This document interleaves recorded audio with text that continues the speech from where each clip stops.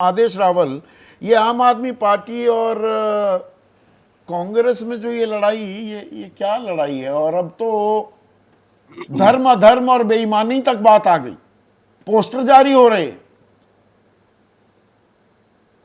देखिए, मैं शुरुआत करता हूं इसकी आज की लड़ाई से।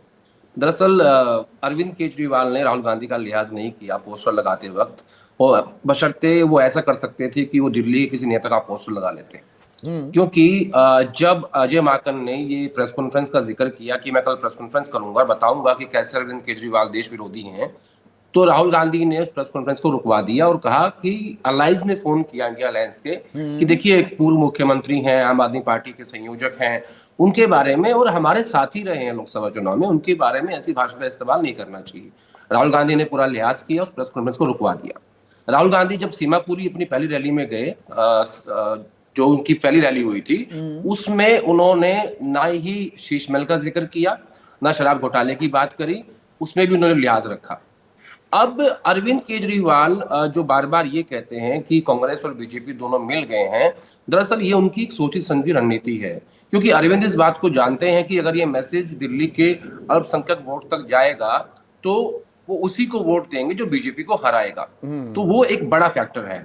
आप देखिए 2020 में मुझे अच्छे से याद है, वो प्रदर्शन चल रहा था महिलाओं का, ओखला के आसपास कहीं पे, आपको याद होगा। तो तब भी अरविंद केजरीवाल एक भी बार उस प्रदर्शन में नहीं गए थे, क्योंकि उसका इफेक्ट जाता हिंदू वोटर के ऊपर। हाँ, वो शाहीन नहीं गए।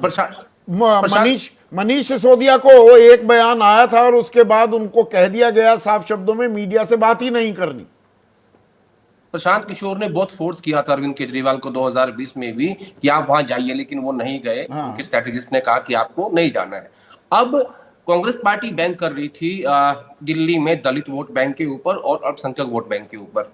अरविंद कह रहे हैं कि बीजेपी को मैं ही हराऊंगा, तो कांग्रेस पार्टी से मुझे लगता है कि जो माइनॉरिटी वोट है वो हल्का सा छिटकता दिखाई दे रहा है। और जो स्ट्रैटेजी थी, जो कांग्रेस पार्टी के नेता थे पंजाब के, दिल्ली के और गुजरात के, उन्होंने राहुल गांधी को ये कहा था कि देखिए हमारा जो असली वोट बैंक है वो आम आदमी पार्टी खा रही है इन तीनों राज्यों में, और हमें उस टारगेट करना चाहिए। राहुल गांधी कन्विंस हुए अपने नेताओं से, तमाम प्रदेश कमेटी के नेताओं से, और कहा कि ठीक है अब ये जो आप चुनाव तबीयत लड़िए। नासाज है, दरअसल तबीयत नासाज है या ब्रीदिंग स्पेस दी जा रही है आम आदमी पार्टी को? खबरें ऐसी भी हैं राहुल नहीं गांधी नहीं, हाँ, थोड़ा सा उसमें थोड़ा खुश नहीं है दिल्ली यूनिट से, कि जैसे ही ऊर्जा, जैसी ताकत, मजबूती, मेहनत करनी चाहिए थी, वो नहीं हो रही है।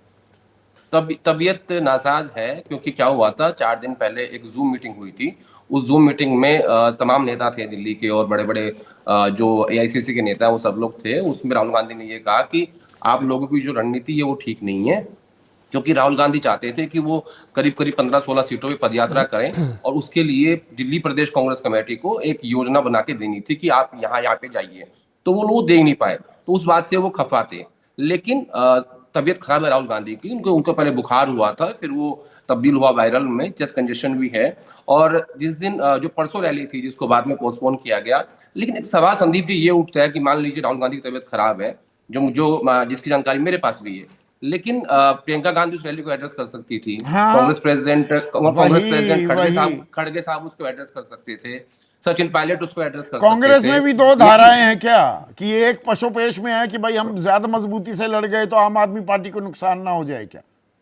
देखिए, कांग्रेस पार्टी के लिए एक तरफ कुआं एक तरफ खाई है। उनको लगता है कि अगर हम मजबूती से लड़ गए तो सरकार बीजेपी की आ जाएगी, अगर हम मजबूती से ना लड़े तो दो तीसरा चौथा टर्म फिर आम आदमी पार्टी को मिल जाएगा।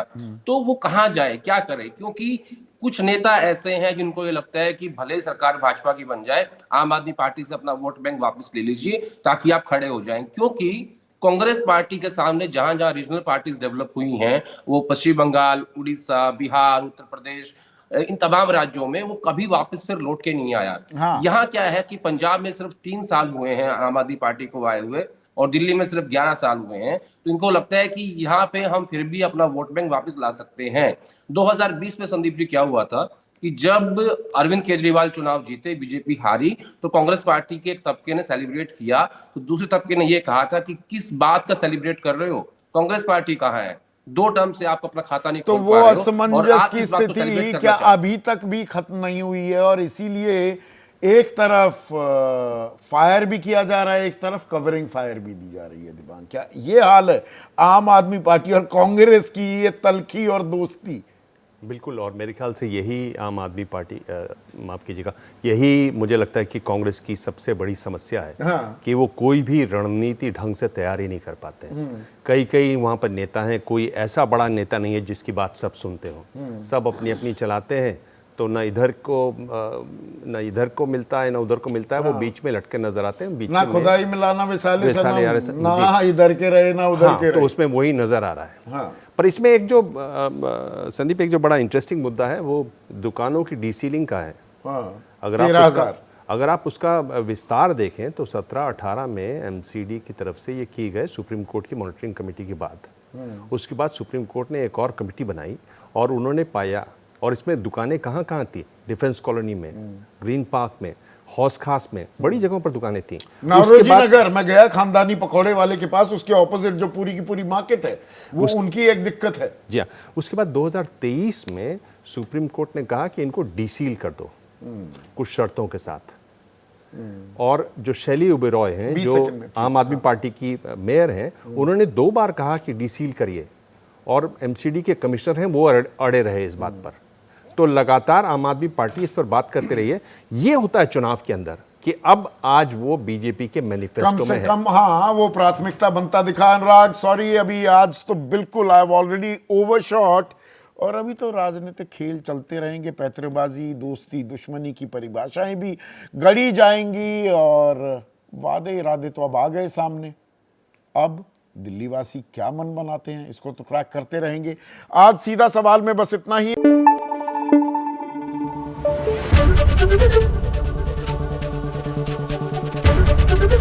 एबीपी न्यूज आपको रखे आगे।